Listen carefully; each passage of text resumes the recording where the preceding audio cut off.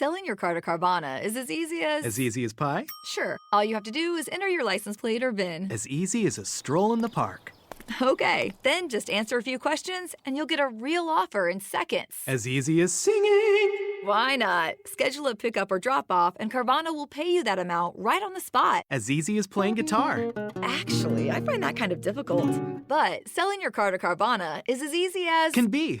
Visit Carvana.com or download the app to get an instant offer today. Judy was boring. Hello. Then Judy discovered ChumbaCasino.com. It's my little escape. Now Judy's the life of the party. Oh, baby, mama's bringing home the bacon. Whoa, take it easy, Judy. The Chumba life is for everybody. So go to ChumbaCasino.com and play over 100 casino-style games. Join today and play for free for your chance to redeem some serious prizes.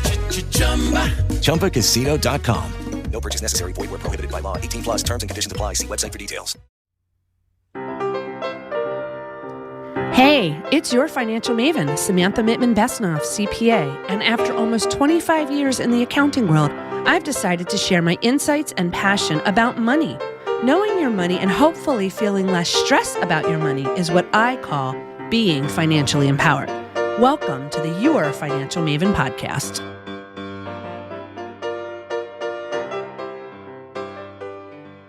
Thank you for joining me today on this episode of Your Financial Maven. I have spent the last several episodes chatting with professionals in the finance field or in the accounting world, and I've absolutely loved what they've had to say and provide when it comes to understanding your money.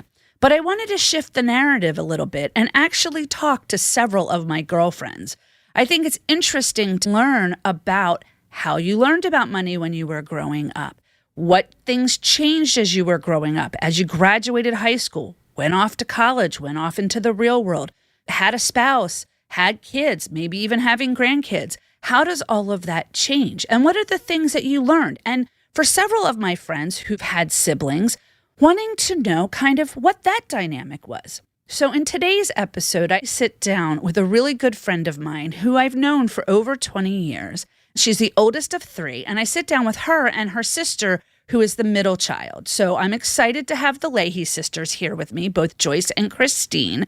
I wanted to know about their dynamic, about how they grew up, where they grew up, how money played a role, and how that shifted and changed throughout the years. And it was fun. I mean, we had some technical difficulties in the beginning, but we figured all those things out. And then we were able to have a really good conversation about how they grew up, and they've lived in several places throughout the United States. And it was just a fun afternoon having conversations with them.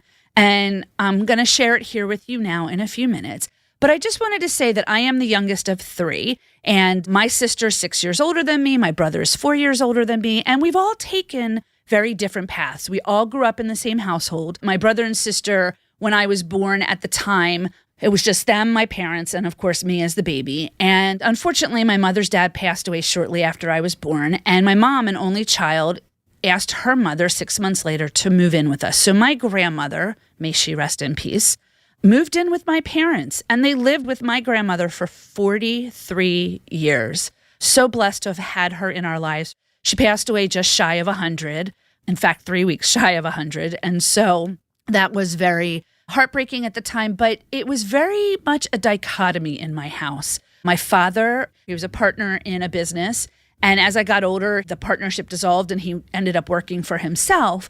And my mother also worked. She was a teacher for a long time, and then she went into marketing research. I always joke that it was my fault she retired from teaching, because when I was in first grade, she actually subbed in my first grade classroom, and needless to say, that didn't go well. My grandmother at that time had retired from working in the government, and she spent all of her time spoiling us, as grandparents do. And it was very interesting because I learned two sides of understanding money. I mean, I learned from my father the importance of saving, and watching him do what he needed to do with his business. I learned the idea of responsibility. I remember when I was in middle school, high school, I really wanted this stereo with two big speakers and a record player on the top and two cassette players. That was the biggest thing when I was growing up in the 70s and 80s. And it was like $200, which was a lot of money. And my dad said, I will buy it for you, but you are going to be paying me back for this. And I did. I paid my dad back. So I learned a lesson about being responsible, basically about what a loan, I guess, was. And then I had my grandmother who spoiled us all rotten. She would write us checks for our birthdays and for our events, but then she'd take us shopping. She would spend money on us because that was what she wanted to do. And we were very blessed. Even though my grandmother spoiled us rotten, she would know down to the penny what was in her bank account. She would write checks, and she would, within a week, be calling the bank to make sure that check cleared. Because, of course, at that time, we didn't have the internet to take a look at anything and see instantly if the check cleared or if money was paid, or we didn't have any Venmo or PayPal, things like that. And if you did not cash your check within a week, and like if you were out to school or even after we got married and we moved out of the house, she'd call us and she'd be like, why didn't you cash the check? You're making my bank account go out of balance. She taught us about the value of paying attention to our money. And I really wanted to know from others who grew up with siblings in the household what it was like and what their ideals about money or thoughts about money were and how that's changed. So as I said before, I'm very excited to have my girlfriend Joyce with her sister Christine.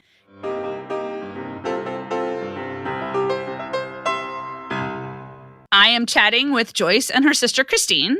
And you guys are about 20, 21 months apart in age? Mm-hmm. Yeah. I wanted to chat with you guys today about how you learned about money when you were growing up and how that view as adults has either changed or gotten stronger. I think one of the interesting things is our parents did get married and had kids very young. So my parents were 23 when I was born, and I live in the same town now that we lived in when Christine and I were, 3, 4, 5, or Christine, it might have been 1, 2, 3.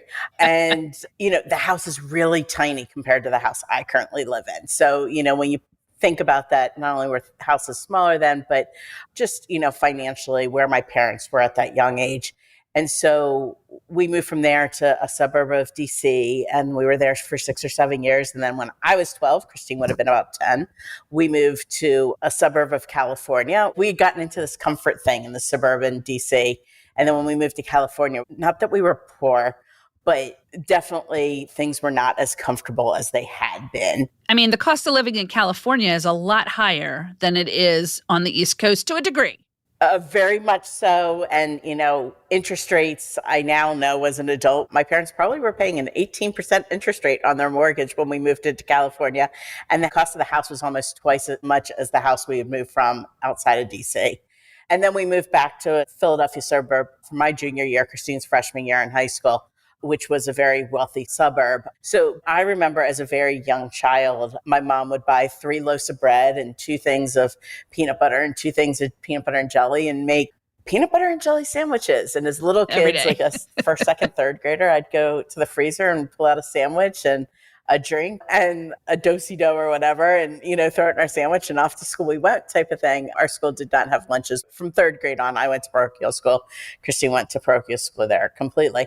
And so by the time we got to high school outside of Philadelphia, not only did I have a car that my parents were paying all the expenses on, but I was going out to lunch most days of the week as well. Yeah, which some schools in some schools in Philly did that. I grew up in the suburbs of Philly as well, and we weren't allowed to leave campus for lunch, so we had lunch. Yeah, so I was driving, to go get lunch. My high school in California let us leave campus as well for lunch as sophomores and not as freshmen. So, I think there's a thing of understanding that as children, we went from my parents watching every single dime to being relatively very comfortable. And so how that hits, let's say, me and my understanding of that versus Christine, who's a little bit younger, or Karen, who's, almost 4 years younger than me, does impact how we saw life. Did your parents give you allowances, and did they work with you on that, or they just gave you the money and you had to figure it out on your own? But we always had responsibilities as far as cleaning bathrooms and this and that and everything else. And who unloaded the dishwasher. And that was often tied to like who got to sit in the front seat and who got to choose TV stations. And, there was big charts and all this kind of stuff. But I think one of the things is when we moved to California and I would have been 12, that's when I remember I started getting extra money for doing the laundry. And then at some point, Christine, correct me if I'm wrong, but like you started doing the laundry and you would have gotten that extra money, right? Yes. I remember in high school, I did laundry. That was my weekly chore. You ended up doing the lawn. But I got paid extra to do the lawn. Like, right. I got an extra $20 to do the lawn every week. Yeah. So in high school, I did the laundry and I had a $20 a week allowance for that. But like when Joyce graduated, did that dynamic also change? Because now it went from 3 of you guys doing chores and things to now just Christine, you and your younger sister. Well, Joyce is right in that I definitely felt growing up like money was very tight. And while looking back, I probably should have had a different viewpoint. I always felt like money was a taboo subject. You did not bring up with mom and dad. Our allowance accrued, and then you'd have something you want to go get, and you'd have to ask for it. And dang, that never went well, in my opinion. Right. So, like, money in my world is just not a good thing. But when Joyce left, I don't really remember a big change in, like, what we ended up having to do. I think Dad might have ended up hiring out to somebody else the yard, or I know he got a mower at one point, but I know I never did it. That's really what it comes down to. I didn't have Karen to do it. did it. My youngest sister did it for a little while, and I don't remember when we transitioned from having a push mower to a riding mower, but I know I rode the riding mower a few times, but I remember pushing it most of the time. And I remember all the way back into DC being taught how to mow the lawn. Those skills aren't a bad thing. It's just how do those dynamics shift? And, Joyce, you went off to college and your sisters were still home. So like what you learned or what you observed, did any of that change once you got to college? Because you're going to college, you're meeting people from all over. You went to a larger university. Joyce went to Penn State. I went to Pitt. There's a nice little rivalry there. We joke about it all the time. But, going to a larger university, and even though it wasn't in a city, it's still a big university. There's still a town there. Like, did any of your viewpoints about money or spending change, or did you hold fast to that kind of, tightness, I guess, in that regards of money? Well, I think one of the things is when we were in high school, I had a job from the time I was 16 on. So when we moved from California to Philadelphia, I had a job pretty quickly within a month or so. And my parents were religious about half of our paycheck had to go into savings towards college. And so we had that. And so I think one of the first really big decisions I had to make was choosing college. And we were very lucky to have the Grandma Scholarship Program, where my grandmother paid $5,000 a year for each of her grandchildren for the first 4 years of their college education. I actually have a 5-year degree, so that was half of my college education. And then my parents split the other half with me, which kind of set it up for Christine and Karen that when they chose their school, they paid $2,500 a year for their schools. So one of the big decisions for me was when I applied to schools, Penn State was what I'd been saying forever and ever. I also applied to Virginia Tech. And when it came down to it, Penn State, my expenses would have been about $2,500 a year versus Virginia Tech would have been much more significant. And so that was probably the first big decision I had to make financially was how much debt was I willing to go into? And so for me, $2,500 seemed doable at the time for those first 4 years. And I think Christine's the same thing because she went to Grove City. And at the time she chose to go there, it was very similar in price to Penn State. It cost me the same amount tuition, room, and board as Joyce's. That's wild because Grove City's a smaller college. Wildly smaller. Yeah. But it's also, I think it's a private college, right? It's a private, very conservative Christian school. It prides itself on paying for everything in cash. So our buildings and stuff are not financed like a lot of private schools. So that's how they are able to keep their costs down. And my tuition didn't subsidize somebody else's, quote, scholarship. Everybody paid the same amount. It's time for a money break. With With Lucky Land Slots, you can get lucky just about anywhere. Dearly beloved, we are gathered here today to... Has anyone seen the bride and groom? Sorry, we're here. We were getting lucky in the limo and we lost track of time. No, Lucky Land Casino, with cash prizes that add up quicker than a guest registry. In that case, I pronounce you lucky. Play for free at LuckyLandSlots.com. Daily bonuses are waiting. No purchase necessary. Void where prohibited by law. 18+. Terms and conditions apply. See website for details. With the Lucky Land Slots, you can get lucky just about anywhere. This is your captain speaking. We've got clear runway and the weather's fine, but we're just going to circle up here a while and get lucky. No, nothing like that. It's just these cash prizes add up quick. So I suggest you sit back, keep your tray table upright, and start getting lucky.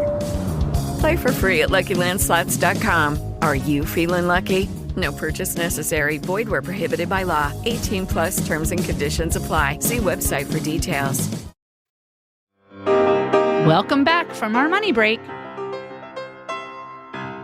And being in a small community, you probably didn't have to spend your money as much being in a smaller campus, or did you still feel like there were things to do, so we still spent money? I'm a pretty big homebody, so like the thought of going into town is not something that is of interest to me. Not a bad thing. I've lived outside of Annapolis now for 20 plus years, and it's just not someplace I go into to go party or anything like that. That's just not me. Grove City was definitely conducive to my personality. Joyce and Karen would not survive. That's too funny. But do you also think some of that is because of how you observed or you were brought up with regards to your allowance and your finances and that taboo and that feeling of having to keep it so close to the vest that you're too afraid to necessarily spend money or go out? Like, is there some of that too? I definitely think there's some of that. And I know that when I was looking at schools, after having seen how mom and dad loved the dewdrop-in for Joyce, I knew that my school needed to be far enough away they couldn't do that. That's awesome. Yeah, my parents did come up like at least once a semester. Well, yeah, you were closer. I mean, really, Pittsburgh's like from Philly's like 6-hour drive, or not more. Exactly. Which back then, State College was like 3.5. If that. And so, like, I purposely chose a school that was far enough away that if I needed mom and dad, they could get there. But it was a planned event for them to come. And my aunt and uncle at the time lived down in Pittsburgh. So I knew that if there was really a big emergency, I had somebody who could help me. But I was far enough away. And yeah, there wasn't oodles of opportunities to spend money. You know, tuition, room, and board was all inclusive. So, like, I ate. If I wanted to eat 3 meals in a day, I ate 3 meals in a day. If I wanted to eat them all 7 days, I could. And so I wasn't having to spend extra money on things like that. And it was a big deal to go out and get McDonald's. That was like a special event for pretty much everybody on campus. Really sad.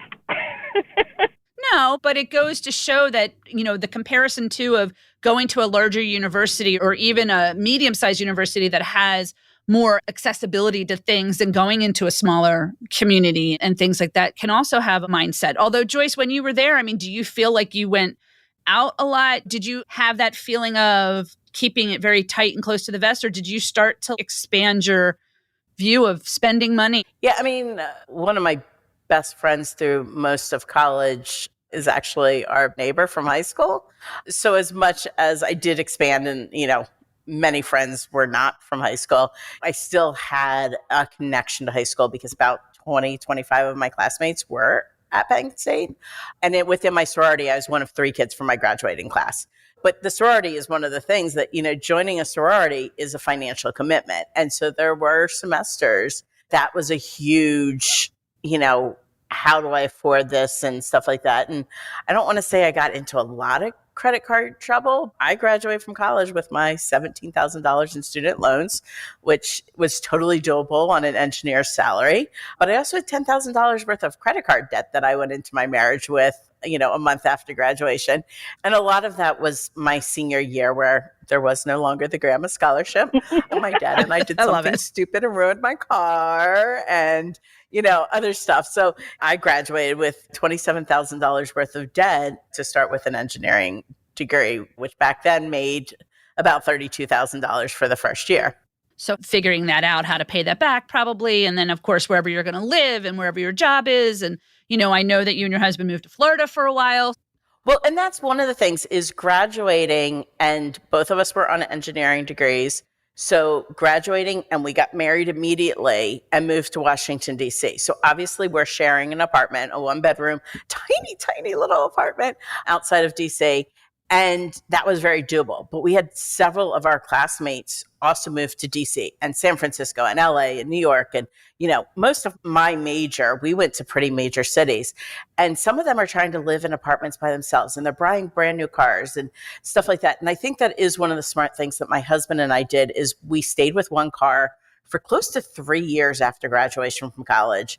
And we stayed in relatively small apartments for what we were making. The one piece of advice I got on graduation from my parents was max out your 401k from the minute you can, which back then meant 10%, so $3,000.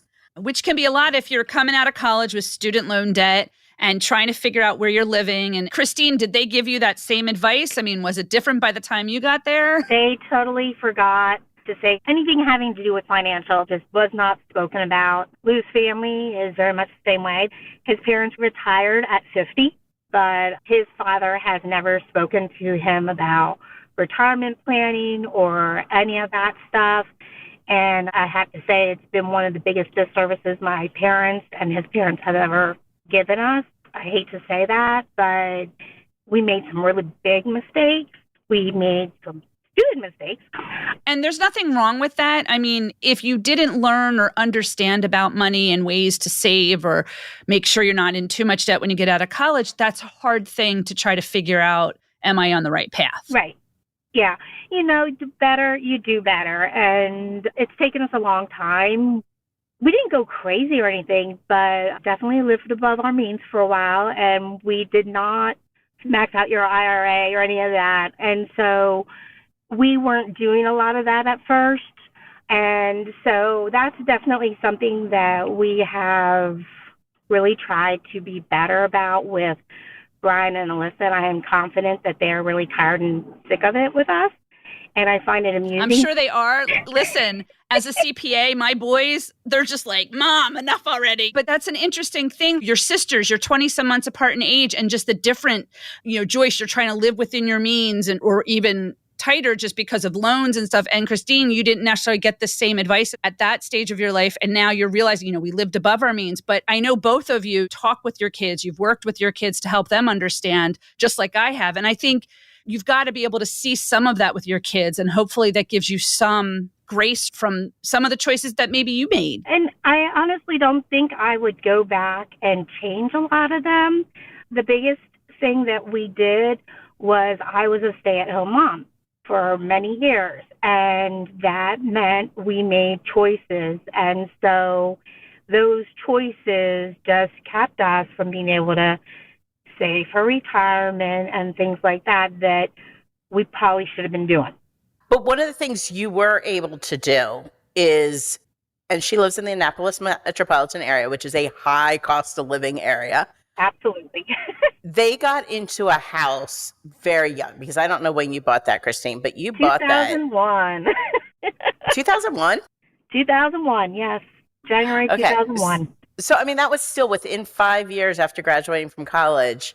Yeah. You guys got into a house, which is pretty quick for a high cost of living area, and you've stayed in that house. So there's a certain amount of equity you have in your house that other people just don't have. Absolutely.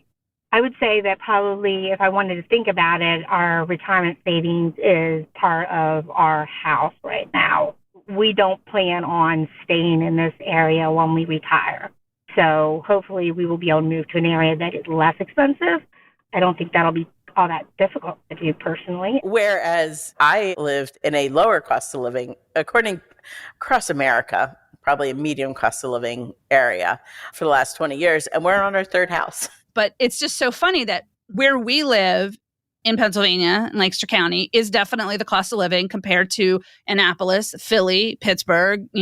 It's definitely less. When I say cost of living, like you're talking about the center of America, rural America, as much as people look at Lancaster County and think of Amish and farms, it really has become a suburb of Philadelphia to a large extent. And so the cost of living has gone up. Even with you being on your third house, I mean, you guys have been an empty nest now for 3 years? Kind of, sort of. I mean, COVID messed that up a little bit, right? Years. And Christine, your kids are high school age? Brian is finishing his junior year, and Alyssa just finished her first year of college. So you still have a couple years till you're really kids are out of the house, hopefully. Yeah, she's about a year behind you on that empty nest thing. I know. I can't wait for that. But do you even find now that your kids are older? I mean, Joyce, our sons have grown up together. We've known each other for a long time. But do you guys all find that your kids, with the choices that you've made or the way you've taught them to understand their money, do you feel confident to a degree? Like, Christine, I don't know if you talk to your kids about everything, but my boys know about when we had our mortgage and know about what we make and things like that so that they understand. I would say that they definitely don't know all the things about our financial plan. That is something that Lou has decided he does not want to share with them, partly because loose lips sink ships. They can't keep their mouth shut, and I don't really feel like advertising to the entire world how much Lou makes and or I. Suffice it to say, I'd make more working for McDonald's, but I love my job. I love my job, and so that's another choice that we've made that might not be financially the best choice, but there's a quality of life there. And so I know that... Which can be important. It is. And I know that Alyssa and Brian have seen those kinds of decisions, that sometimes you have to make one that makes you happier versus maybe what other people would consider more, quote, normal. Well, and part of that pay decision at the beginning for Christine and Lou was, Christine was making not a lot of money, but her kids were getting a free private school education because she works as a teacher in a private school. So when her kids were in that private school, as much as she wasn't making a lot of money, there was a benefit there that was worth a lot. Yes, absolutely. And Joyce, what did you do with Jay to help him hopefully be more responsible with his money? So from about 5, Jay got, his allowance was whatever age he was. So when he was 5, when he was 10, it was $10 a week. And 1/3 of that went into save, 1/3 of that went into spend, and 1/3 of it went into give. And the give was something to help others. The save went into his savings account, and then the spend he could spend on whatever he wanted. So if we were in Target and he wanted the Legos, if they were $35 and he had $35 in his spend account, he could buy the Legos. If he didn't have $35 in his spend account, buddy, you got to wait 4 weeks until you can afford those Legos. Right. And so we would have that conversation. But with that too, though, did you guys, beside that, ever really have conversations or share things with your son? Like Christine was saying that they didn't really share certain things. And yes, kids can have loose lips. And my kids didn't really learn about stuff from our standpoint of our finances till they were middle school, high school, and they were curious. Why does this cost so much? It was older. And like my growing up, when Jay was very young, I was also a stay-at-home mom for a very long time. Right. And so, those first 5 years were really tight at times. We didn't have cable. I didn't have a cell phone for a very long time. And I had a cell phone in Florida. I just, when we moved back, we did not have a cell phone. They weren't. Although I was going to say, what is cable? We don't really have much of that anymore. I don't know. It is like a $60, $70, $80 bill back then. And we did not have it. And so we made some tough decisions. We never had more than one car payment at a time. We moved from a 4,000 square foot home in Florida to a 1,600 square foot home in Pennsylvania. So we were able to do it. And our comfort level and how we wanted to spend money changed. But part of that is over Jay's lifetime, we also became owners in a small business in the overall scheme of things. And so our financial life has changed pretty drastically. And so it was until probably junior year of high school when Jay was taking personal finance class in school. Did he do that one online like Tyler did, or did he do the one in person? Jay had that Tyler online. did it online. Yeah, that was, that was an experience. His teacher, I mean, she was good about keeping them accountable and stuff like that. But through that class, we had some conversations, and we've continued to have those conversations since. I don't know if he knows, exactly what my husband makes every year. And I am back to work at this point, making pennies compared to my husband. But, I don't know if he knows the total amount, but he does have some understanding of net worth and stuff like that. And we've had the conversations about the 401k and his 529 and how we're able to do certain things at this point, and how that meant that we also made decisions a long time ago and held back on certain things. Totally. I mean, it's interesting, you guys grew up in the same house, your paths were a little different, but do you feel that you're very far from how you grew up with regards to understanding money? Or do you think there's still some of that in the decisions that you make on a daily basis? Ooh, speechless, both of you. Wow. I think one of the differences that we didn't hit on is my husband is the child of a teacher with a pension. And so we have always joked that my in-laws are the millionaires next door because they have always lived below their means. They live in the same house for the last 45 years.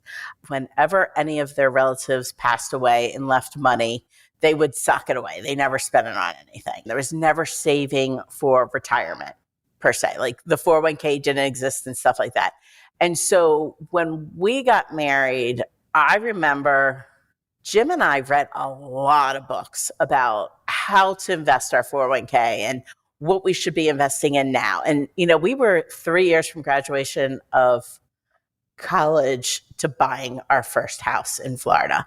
I mean, we were very similar, except for neither one of us. We were very blessed to not have any debt when we came out of college. It was just how things worked out for us. We waited a year. I mean, when we moved back to Lancaster, we lived with Larry's parents for 3 months. And that saved. And then we moved into an apartment that wasn't great, but we were blessed to be able to build and move into the house that we're still in 20 some years later. But as both of you, I was a stay-at-home mom. I did work during tax season when the boys were young, but it was twice a week. So again, it was very little. Like you, Christine, we made some choices that just financially, why did we do that? Yeah. And like you, we have been thankful in the last few years. I will say COVID actually saved us to a degree from a financial aspect because we weren't going anywhere, we weren't doing anything. We could put more money away and pay things that we did have to pay off. But I think that is one of the things, like my husband really took the first 5 years of our marriage and spent a lot of time doing research and talking about it. I mean, from probably our first 2 or 3 months out of college, we were very budget oriented, had a budget, stuck to a budget. From the time we put the money down on that first house, because we built our first house, that year between when we signed to build the house and when we moved in, Jim and I worked together in the same office. We did not spend $20 without talking to each other. And did you feel stressed about that? Not saying you shouldn't talk to your spouse about money. Like Christine, I'm sure you and Lou had conversations as well. I'll be honest, Larry and I don't really have a budget. I mean, we do and we don't. We know what our money is. It's only been within the past few years that Lou found Dave Ramsey, and it's been great for us in a lot of respects. But the one thing that it has gotten us to do is be very much more intentional about, well, we have this plan for this, plan for this. So there is actually some freedom in knowing that, okay, I have $50 that I can spend for the month at Starbucks or Dunkin' or wherever the hell I want to go, and he's not going to give me a hard time about it. That is very freeing to me, because before it was like, well, you spent $3 and some odd cents. And it wasn't so much that it was the amount. It was that because we didn't know where the money was going, and that $3 seemed like a big amount. And so I wouldn't say it's budgeting, but knowing where the money's going and knowing that, okay, there is wiggle room. There's a plan, and having that has been very helpful. COVID definitely hit everybody in their own little ways, and my husband has been blessed to be able to work from home ever since. So the cost of commuting has been a huge blessing for us, not having to pay for it. You're right. It's a huge thing. COVID, I think, had its good and its bad points. But I think for a lot of people, from a financial aspect, it helped people take a step back and reassess? We just ended up having to get a lot of work done on my car. And Lou and I both said it's the first time in our marriage where having to spend $2,500 relatively unexpectedly didn't make us want to pee our pants. And that must have felt so good in that regard. Not good to have to spend $2,500 on a car. For me, that has been a huge blessing. It's the first time we have not had any kind of a balance on a credit card whatsoever in our entire marriage. And so, being able to tell Alyssa, you can't have a credit card, it goes to that, but it also goes to we've lived with how many years of that albatross, and we don't want it for you. We've been chatting for a while. Is there anything else either one of you want to say regarding anything when it comes to money? I think, budgets are so important. And I remember when Jim and I were in college, one of our professors had us do a budget. And Jim in my group was another guy who was already married and two other guys that were in a very committed relationship. And our budget was pretty darn on in our group. And that's because we were all already pretty independent. And so we went out into the real world and we made decisions based on that. And it is one of those things to start at certain ages, just to look at what it is. I did this with a junior achievement group many years ago. We got an envelope on the table. This is your job. Do you want to live? Yep. I remember that program. In an apartment? Do you want to live in a townhouse or do you want to live in a single family home? And I remember having two high schoolers at the table. And the one was like, well, I want to live in an apartment. And she did live in the city. And that's how she had always grown up. And the other one's like, no, I need to live in a single family home because she lived in a rural school district. I don't even know if there's apartments in her school district. Truthfully. Right. And so I don't know that she knew any different. But then we started talking about, okay, this job, do you need a car to get to your job? And so that was part of the conversation because, again, they came from such different backgrounds. And so for both of them, they had some preconceived notions about whether they would be able to use public transportation or not, and what parking in the city might cost or not, and stuff like that. And so as you started talking through some of that stuff, to look at a bigger thing, what was interesting in that program is all of the high schoolers chose the biggest cell phone plan with the most data, and none of them cared about having cable at all. And what about you, Christine? Lou and I, we went through pre-Cana through the Catholic Church, which is a premarital program. But that wasn't something that we talked about. I think it might have been helpful, but to be perfectly honest, 3 sessions with this couple probably would have never scratched enough of the surface to truly gain any kind of real benefit from it. But that's the one thing that I know that with Alyssa and Brian, that if they choose to get married, that is something that is going to need to be talked about. And we've already talked about, you need to think about you are dating somebody and they are XYZ major. Well, do they come with debt? Because I came with debt. That's what Lou says. And what does that do to your life right out of college or when you get married? I mean, I have to say, I don't know if Larry and I really ever talked about. I guess we did. I mean, there were decisions, but he came from a little bit of a different background than I did. Your husband, like mine, grew up in Lancaster County where they are just fiscally conservative. They are very conservative in how they spend their money. And I think that's one of the things. Christine's husband is the same as mine as far as they both grew up with money being tighter, whereas we grew up a little bit more upper middle class. And Christine and I can fritter away money, $5 at a time, to a large tune, whereas our husbands won't spend any money for weeks on end. And then they will go drop $500 on something and not even think twice about it.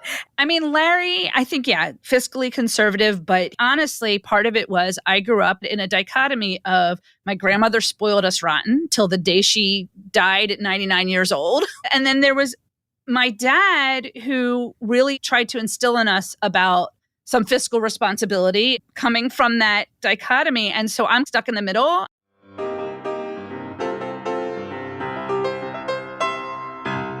Thank you, Joyce and Christine, for joining me and chatting with me about how you learned about money as you were growing up, and how that perspective changed over the years.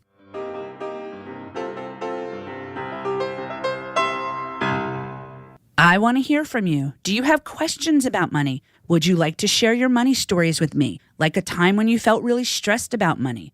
Visit www.yourfinancialmavenpodcast.com and leave me anything you want to tell me about money. The purpose of this podcast is to provide general information on the subjects discussed. It is for educational, informational, and entertainment purposes only. You should consult your CPA, accountant, or tax professional for all of your specific financial needs or situations. Credits: Producer, Your Financial Maven LLC and Samantha M. Besnoff, CPA. Music, composition, writing, and recording by my amazing cousin, Dan Shore. Podcast editing by Chris Zarnock of KM Zen Creative. A special thank you to the Seneca Women Podcast Network and iHeartRadio, and to P&G and MasterCard for creating and sponsoring the inaugural class of the Seneca Women Podcast Academy.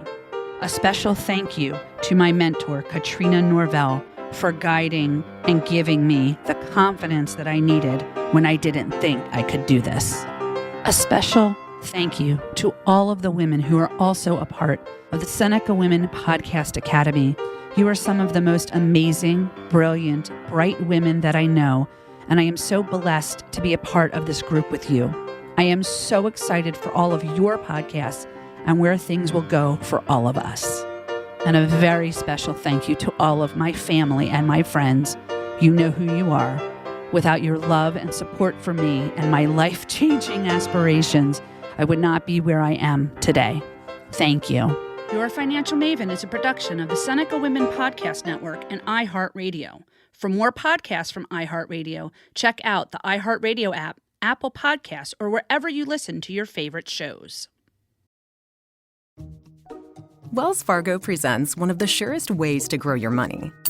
A Wells Fargo CD account, where you can earn a 5.00% annual percentage yield on an 11-month term with a minimum opening deposit of $5,000. Visit a Wells Fargo branch or wellsfargo.com/CD rates to open a CD account and start growing your savings with us.